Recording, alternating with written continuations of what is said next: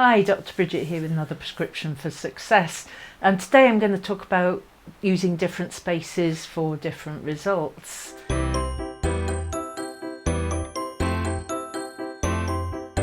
In terms of how we make changes, and the environment is a really key way to making changes. And I have done some blogs on this before, but it just came up again this morning as to, it's absolutely pouring with rain. Where do I sit to write blogs? Where do I sit to do some work? Where do I sit to do my accounts? Where do I sit to work with clients? And it just struck me as being really important. I've just finished running the first half of an NLP practitioner course, and in the next bit we're going to be talking about anchoring, and I think you get really anchored in spaces.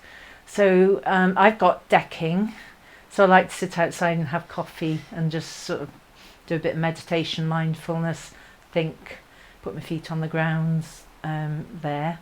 I've got chickens, so I like to sit with the chickens and just think about things, and they often give me the answers. I like to sit down by the river because the river's rushing by and it just gives a different sort of energy. I like to work in coffee shops.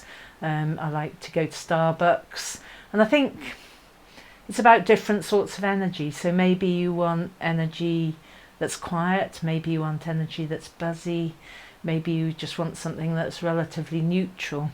And I'd just like to ask you, what are your spaces? So write a list of your spaces and write down what you can get done in each of those spaces, and then just use it. So I get anchored, I sit in the kitchen looking out over the garden, and that's where I tend to write my blogs and I get my ideas, because there's just sort of a lot of information coming in, but it's also quite peaceful.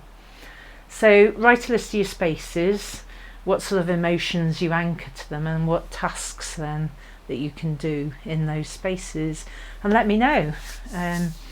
It's a really interesting thing, and I think it would be really useful for you to do that.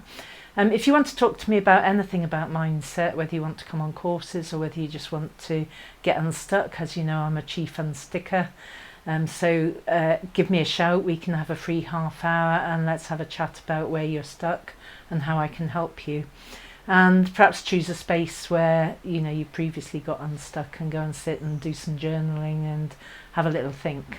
So that's me. I'm off back to my space for a cup of coffee, and I shall see you next week. Bye.